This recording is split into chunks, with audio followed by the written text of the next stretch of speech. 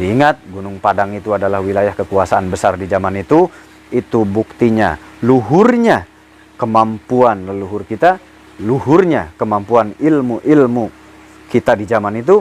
Ya, dengan adanya bukti nyata di Indonesia ini, luar biasa besar sekali peradaban di zaman itu. Jadi kita tunggu kehadirannya Gunung Padang yang lain yang akan muncul.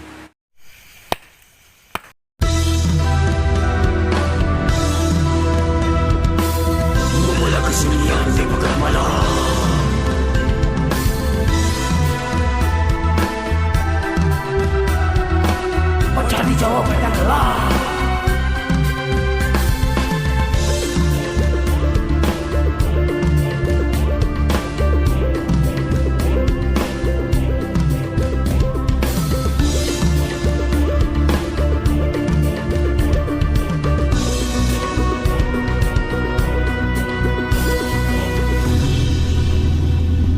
tebarkan ruang liar di mana pun berada.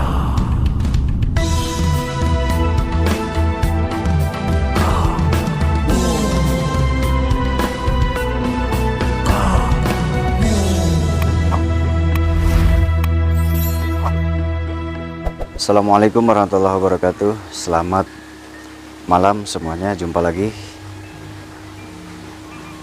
Malam ini kita mengupas kembali tentang beberapa fenomena yang saat ini ramai terjadi. Fenomena tentang apa? Fenomena sekitar lingkungan kita ya, yang tidak pernah kita sadari, yang tidak pernah kita kira, tidak kita duga, tidak dikira, tidak diduga. Tentang apa itu? Ya, tentang di sekitar kita. Bahwasanya di sekitar kita itu banyak sekali hal-hal yang seringkali dianggap biasa saja, tetapi sebetulnya itu luar biasa. Nah, ini penting sekali kita sadar. Contohnya apa? Contohnya adalah di sini, yaitu Gunung Padang. Saya kemarin mengupas tentang Gunung Padang, sekarang Gunung Padang part 2. Gunung Padang part 2 yang memang setelah saya periksa, keterangan saya itu yang kemarin tidak lengkap semuanya ya. Belum lengkap. Nah, kita lanjut aja, biar nggak panjang lebar, kita lanjutkan langsung, supaya menghemat waktu juga. Gunung Padang. Gunung Padang itu ada terjadi dari ribuan tahun yang lalu ya. Dari ribuan tahun lalu terbentuk, dan itu bukan fenomena alam. Sekali lagi saya jelaskan, itu bukan fenomena alam, itu adalah bentukan bangsa manusia di zaman purba. Di zaman kapan itu? Di zaman kapannya itu yang jelas itu lebih dari Firaun ya. Lebih dari Firaun. Nah, kalau ada yang mengatakan itu zaman Firaun, nah itu nggak tahu. Tapi menurut saya Gunung Padang itu lebih tua dari Firaun, lebih tua di zaman Firaun. Tinggal dihitung aja kapan. Nah, kalau dipercaya silahkan, nggak percaya juga nggak apa-apa. Dan di lingkungan Gunung Padang itu, dulu saya bilang itu ada titik-titik air ya, ada titik-titik sumber air. Nah, titik-titik sumber air itu sebetulnya terjadi saat-saat mulai ke sini. Gitu, meskipun dulunya dibentuk ya, tetapi ternyata titik-titik air itu pada akhirnya itu ditutup oleh air. Ditutup oleh air, nah sehingga ketutup semua sama air. Tetapi kembali lagi air itu menghilang dan jadi perkampungan. Itu dulu itu Gunung Padang itu terendam air loh wilayahnya itu dulunya. Tapi sekarang udah enggak, udah normal lagi. Karena makin lama makin naik ke permukaan ya. Tanahnya makin lama makin naik ke permukaan dan akhirnya airnya hilang. Gitu. Kalau dulunya itu airnya lumayan luas, harus naik perahu kalau mau ke situ. Nah, jadi fenomena Gunung Padang itu sebetulnya itu sudah lama dibentuk oleh beberapa penguasa di zaman itu. Apakah di zaman itu kerajaan bentuknya? Di zaman itu bentuknya adalah kerajaan, monarki. Ya, di zaman itu sudah ada sistem kerajaan, sudah memahami organisasi, sudah memahami pola kehidupan manusia, sudah memahami pola persatuan organisasi. Jadi ada pemimpin. Jadi sistem kepemerintahannya adalah monarki berarti ya. Di zaman itu sudah ada kerajaan. Nah, yang memimpin itu sudah ada yang memimpin. Berarti mereka sudah memahami cara berorganisasi atau cara untuk memimpin. Bahkan saya memberikan keterangan beberapa kali terjadi perebutan kepemimpinan di Gunung Padang itu. Dan kemarin saya sempat menjelaskan bahwa Gunung Padang itu wilayah kekuasaannya luas. Wilayah kekuasaannya luas sekali sampai keluar wilayah Indonesia. Kalau saat ini, ya kalau di zaman ini sampai keluar Indonesia. Nah, kalau tidak percaya nanti kita tunggu. Nanti kita tunggu beberapa waktu, beberapa bulan, beberapa tahun, kita tunggu mereka nanti teman-temannya Gunung Padang ini, semasa Gunung Padang ini, seangkatan Gunung Padang ini nanti pas tepat dengan zamannya yang memang waktu itu harus keluar, maka nanti mereka akan memunculkan dirinya. Mereka akan menampakkan diri, mereka akan terlihat, dan itu akan sejaman dengan Gunung Padang, tidak akan jauh perselisihannya dengan Gunung Padang. Pada saatnya nanti kita dengan mata kepala kita sendiri akan menyaksikan, akan banyak berita yang keluar, yang muncul. Bangunan itu akan sejaman dengan Gunung Padang. Akan sejaman dengan Gunung Padang. Dan bangunan itu adalah tanda kebesaran leluhur bangsa Indonesia. Leluhur yang memang sudah mempunyai akal organisasi yang cukup luas. Dengan bukti bangunan sejaman dengan Gunung Padang akan ditemukan di seluruh Indonesia. Di seluruh Indonesia akan ditemukan pada saatnya nanti. Kalau dicari mungkin sulit, nanti mereka akan menampakkan diri. Nah, saran saya, jika saudara semua melihat undakan batu atau bangunan-bangunan yang berundak seperti batu, saran saya segera laporkan ke pemerintah setempat supaya nanti ada penelitian lebih dalam. Nah, untuk apa gunanya? Gunanya adalah untuk sejarah bangsa kita. Dan tadi kembali saya ingatkan, pada saatnya nanti akan keluar. Jadi bangunan-bangunan seperti Gunung Padang itu nanti akan keluar terlihat dengan sendirinya. Nah, mungkin saat ini sudah mulai beberapa ada yang keluar nih. Nah, itu baru beberapa, sebetulnya banyak, bisa puluhan. Jumlahnya di Indonesia ini ada puluhan. Nanti kita lihat, ada yang besar, ada yang kecil. Gitu. Tapi yang paling besar sekali ya di Gunung Padang. Tapi ada lagi yang agak besar. Gitu ya. Dan lebih banyak juga yang lebih kecilnya. Batu-batuannya akan mirip dengan Gunung Padang karena itu sejaman. Nah, sekarang mungkin sudah ada yang muncul sedikit-sedikit. Nanti akan muncul semua banyak. Sampai nanti di luar negeri pun akan ditemukan, di wilayah Asia juga akan ditemukan sejaman dengan Gunung Padang itu. Yang jelas lebih tua dari zamannya Firaun. Begitu ya. Jadi itu bentukan manusia-manusia di zaman itu. Dan manusia di zaman itu sudah mengenal agama. Manusia di zaman itu sudah punya kepercayaan. Manusia di zaman itu sudah punya sesembahan. Jadi manusia di zaman itu sudah ada penguasa. Gitu ya. Sudah ada penguasa manusia di zaman itu, sudah ada yang mengatur, sudah ada yang mempunyai pemikiran-pemikiran untuk memimpin, dan itu artinya leluhur kita, leluhur Nusantara ini adalah orang-orang hebat yang luar biasa. Kita harus bangga.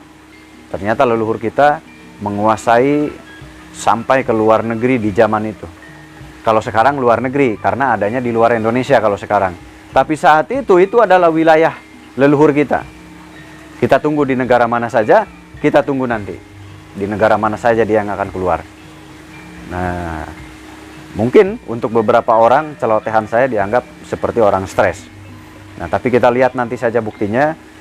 Kapan itu akan keluar, kapan waktunya itu akan keluar. Yang jelas ketika sudah muncul, di situ kita harus mulai waspada. Waspada dengan apa? Satu, waspada dengan hal-hal negatif. Apa itu? Negatif pengaruh kepada masyarakat kita. Akan ada pengaruh-pengaruh dari luar yang memanas, akan ada pengaruh-pengaruh di luar yang ingin menguasai bangsa Nusantara ini, dan disitulah sebagai pertanda juga bahwa putra-putri Nusantara ini akan keluar, akan eksis. Di situ panji-panji Nusantara ini akan keluar di saat itu. Nah, percaya atau nggak percaya, kita lihat nanti buktinya. Panji Nusantara ini akan keluar dengan ditandai keluar situs-situs sejaman Gunung Padang nanti. Karena itu pertanda kebesaran bangsa leluhur kita. Nah, Jadi akan keluar nanti. Allah akan memudahkan langkah-langkah itu.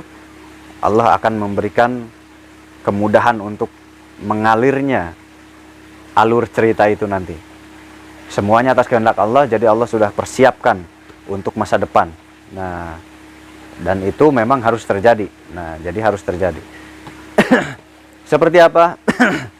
Yang jelas itu akan mendapatkan sebuah kehormatan juga, karena setelah zaman bersinggungan, setelah zaman perselisihan itu akan timbul kemakmuran, akan timbul kesejahteraan, akan timbul kebahagiaan untuk masyarakat. Nah, jadi kita harus melalui itu dulu, harus melalui proses dulu, harus melalui proses saling bertengkar, akan melalui proses saling menghujat, akan melalui proses saling menyalahkan, akan melalui proses saling dorong-mendorong. Nah, tapi setelah itu akan datang kedamaian. Jadi inilah prosesnya. Kenapa harus melalui itu dulu? Karena Allah akan menyaring yang mana yang layak untuk memimpin bangsa ini. Allah akan menyaring yang mana yang memang harus memimpin bangsa ini.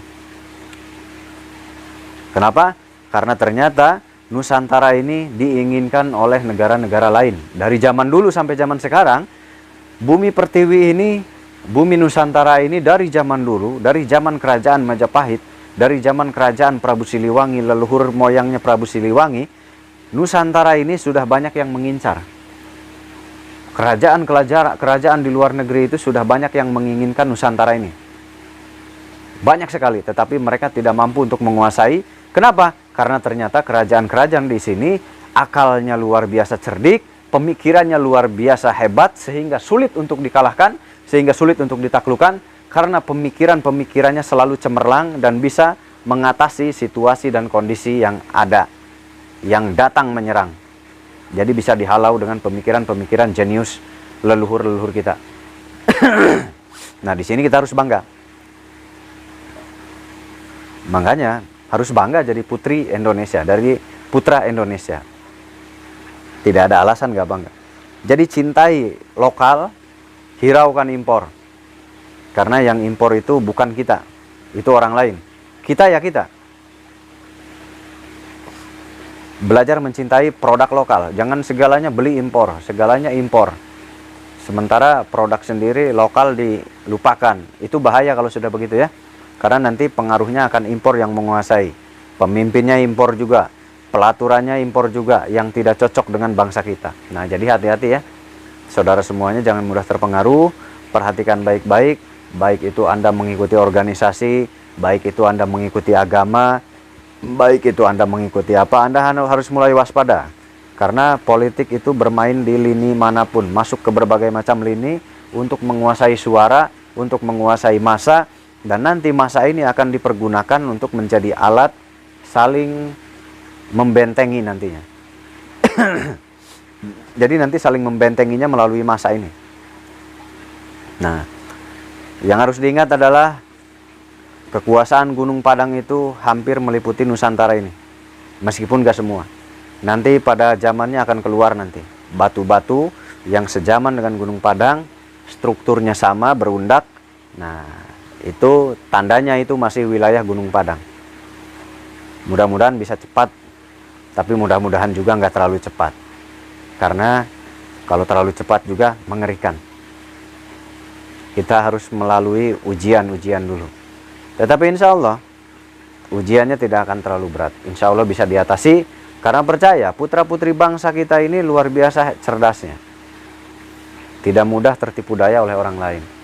Nah, itulah kehebatannya Indonesia. Bisa masuk bersama siapapun, bisa berjalan dengan siapapun, tetapi tetap dengan pendirian. Harus bisa seperti itu ya. Nah, jadi Gunung Padang ini di zaman itu membangun beberapa tempat seperti itu, dan jumlahnya banyak. Untuk apa fungsinya? Fungsinya adalah untuk mengadakan kegiatan-kegiatan masyarakat di tempat itu. Salah satunya kegiatan agama, dan selain agama pun ada di situ, seperti acara-acara bulanan, acara-acara tahunan. Nah, jadi Gunung Padang versi kecil itu banyak di mana-mana. Tetapi saat ini belum keluar, belum ditemukan. Nah, jadi kenapa banyak versi kecilnya? Karena versi kecil itu untuk di wilayah desa. Jadi ada gunung padang mini, ada gunung padang kecil, itu ada di desa-desa di saat itu, ada di dusun-dusun saat itu, yang diperuntukkan adalah untuk satu tempat beribadah, dua untuk keperluan, dan tiga untuk upacara-upacara di zaman itu. Untuk kepentingan-kepentingan di zaman itu, mereka melaksanakan kegiatan di tempat itu. Jadi di zaman itu memang banyak beberapa bangunan yang sengaja dibangun oleh pemimpin yang ada di zaman itu, dan itu sebagai tanda teritorial, sebagai wilayah, tanda wilayah bahwa dikuasai oleh wilayah Gunung Padang. Nah, siapa rajanya? Untuk itu saya nggak tahu, belum bisa jawab di sini. Yang penting saya jawab yang saya tahu dulu. Nah, jadi di Jawa Tengah ada, di Jawa Timur ada, keluar pulau ada. Nanti kita lihat, semoga mudah-mudahan bisa terbuka dengan waktu-waktu dekat ini, agar kita bisa menyaksikan betapa hebatnya leluhur kita di zaman sebelum Fir'aun sudah mempunyai peradaban yang luar biasa canggih, yang luar biasa hebat. Untuk zaman itu, ini sudah sangat luar biasa hebat dan modern. Untuk zaman itu, ini sudah sulit untuk dikalahkan dalam persaingan bernegara. Di zaman itu, ini adalah sebuah negara yang luar biasa besarnya, dan sebuah negara yang luar biasa kekuasaannya untuk zaman itu. Meskipun untuk zaman sekarang ya beda jauh. Sekarang zamannya nuklir, beda lagi. Nah, tapi ingat, zaman dulu leluhur kita lah yang menguasai luasnya bumi ini. Mengarungi lautan, mengarungi samudra, dari pulau ke pulau, melintasi negara-negara lain kalau saat ini. Itu nyampe jauh sekali. Dari sini sampai ke Amerika pun nyampe. Aneh kan? Aneh. Dari sini sampai ke Afrika pun nyampe. Dari sini, dari Indonesia ke Afrika pun nyampe. Dari Indonesia ke Belanda juga nyampe. Dari Indonesia ke Italia juga nyampe. Dari Indonesia ke Turki juga nyampe. Ke Afghanistan juga nyampe. Itu dari Indonesia. Jadi Indonesia dari zaman itu memang sudah besar. Cikal bakal Indonesia itu memang sudah menyebar kemana-mana. Nah, sebelum adanya deklarasi adanya negara. Di saat itu masih zaman kerajaan-kerajaan ya. Kenapa? Karena itu zamannya tua sekali, yaitu sebelum Fir'aun. Jadi dipakai untuk tempat-tempat penting, dipakai untuk tempat-tempat perayaan masyarakat. Di setiap desanya, di setiap wilayahnya akan ada, nanti kita lihat, kita temukan. Jadi kalau Anda melihat umbukan-umbukan batu, kalau Anda melihat gumbukan batu seperti gunung, apalagi berundak, jangan merusak, karena bisa saja itu Gunung Padang yang lainnya. Segera lapor agar nanti bisa langsung diproses, diteliti. Menarik jika kita mengupas tentang sejarah bangsa Bumi Pertiwi ini, penuh perjuangan, penuh pengorbanan, dan penuh dengan pemikiran-pemikiran orang-orang besar. Ternyata besarnya mendunia, bukan hanya di Indonesia. Ternyata di zaman itu Gunung Padang mendunia, bukan hanya di Indonesia, tapi sampai ke negara lain. Berarti mendunia dan besar sekali di zaman itu. Itulah kehebatan leluhur-leluhur Bumi Pertiwi ini. Jadi untuk Anda, jangan pernah melupakan Bumi Pertiwi. Karena Anda dilahirkan di sini, bukan orang lain yang melahirkan Anda. Bukan orang lain yang menghidupi Anda. Yang menghidupi Anda adalah tanah Indonesia. Yang menghidupi Anda adalah air Indonesia. Yang melahirkan Anda, yang menerima Anda lahir adalah tanah Bumi Pertiwi Indonesia. Jadi cintai Indonesia, cintai Bumi Pertiwi, cintai masa lalunya Indonesia sebelum adanya Indonesia. Nah, baru Anda berarti tahu berterima kasih kepada orang tua. Nah, jika Anda ingin berterima kasih kepada orang tua, ikuti kata-kata saya yang tadi.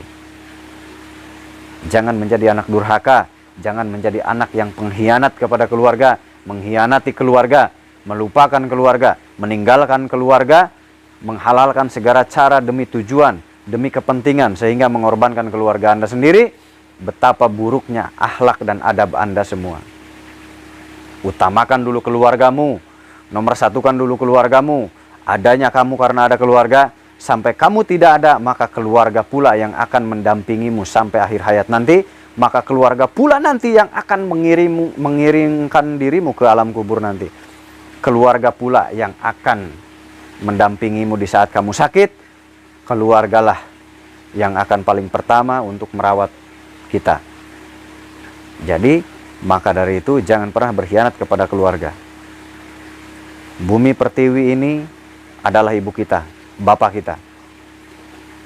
Jadi jangan pernah terpengaruh oleh budaya-budaya asing sehingga mengkerdilkan harkat martabat Bumi Pertiwi kita, budaya Bumi Pertiwi kita, sehingga mengkerdilkan pemikiran-pemikiran leluhur-leluhur kita. Berarti sama saja kalian mengkhianati orang tua kalian sendiri.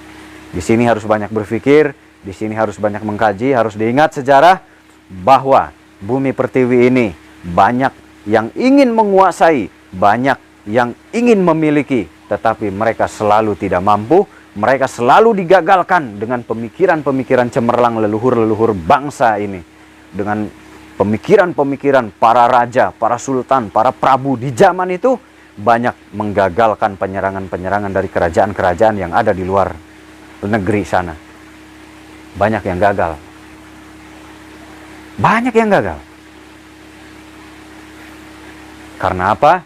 Karena pemikiran-pemikiran yang brilian, pemikiran-pemikiran yang luar biasa yang tidak dimiliki oleh negara-negara lain. Meskipun di zaman saat ini kita terbalik. Di zaman saat ini kita terbalik.